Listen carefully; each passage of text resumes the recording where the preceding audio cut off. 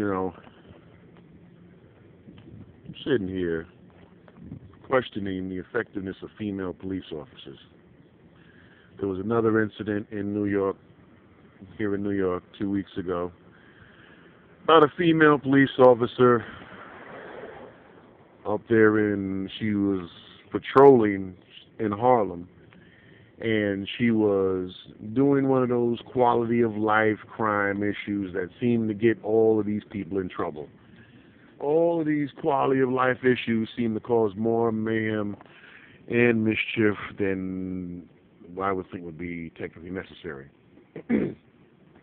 So this woman, police officer, she sees these men smoking marijuana, and she goes over to them and tells them that they can't do that thing right there, which is smoke marijuana right here, and then I guess something else, a few other words, and this, that, and the other thing, and they wind up punching her in the face. I think she rolled on that badge too much. She thought that badge was going to do everything. All right? And there is a problem when the police and the female police officer.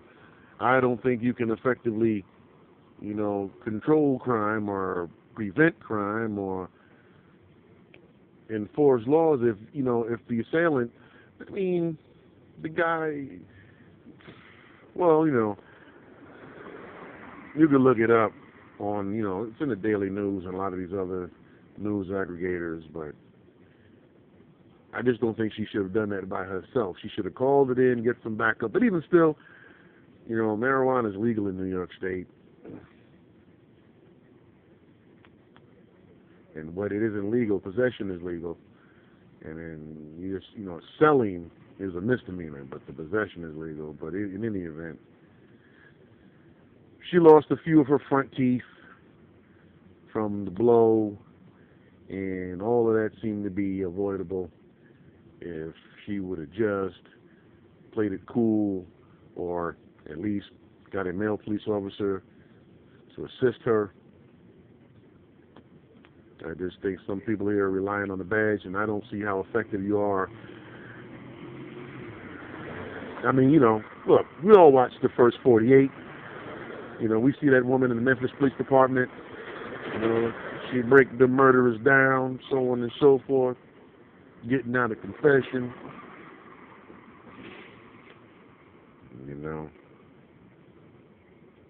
I just don't think they're. But another thing is technically the job. A lot of these women only see it as a job. You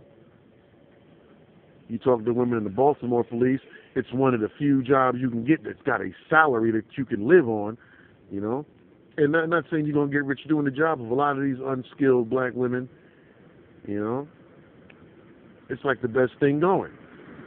You take the examination and become a police officer. Now, when you start the job, you're already making $50,000 a year.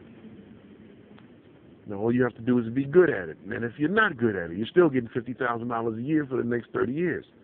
If you are good at it, there's the opportunity for promotion, advancement,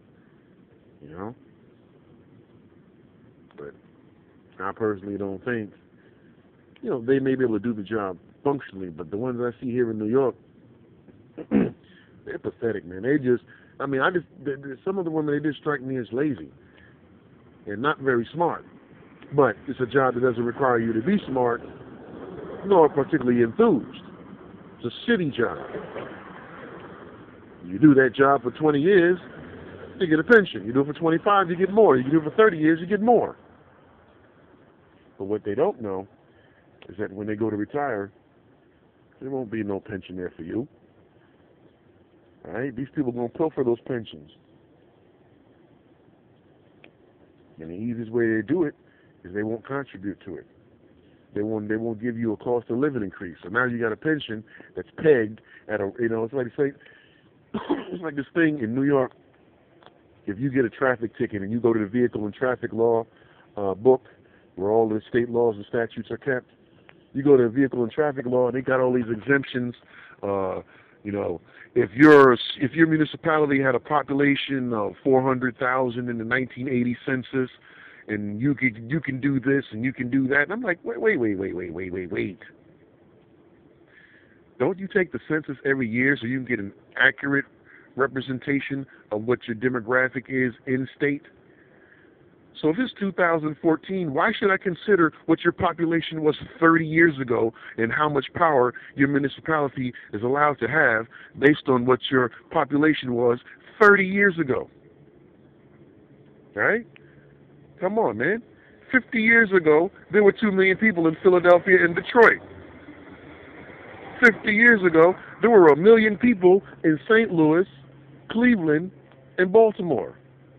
Right now, they don't have a fraction. Well, they only have a fraction of that. Detroit is less than 50%. But I'm getting off the point. But you know, there's this whole thing where you create all these exemptions for people who can't compete in the first place. So for those police officers that think you're getting a pension, you put in 30 years. Matter of fact, all government employees think you're getting a pension. They're not going to. No, I'm gonna tell you, they're gonna refuse to do cost of living adjustments.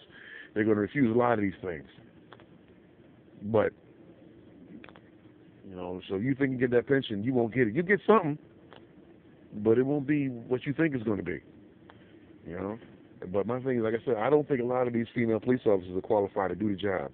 In some respect, because they're female, and in other respects, just because they're not good at anything else.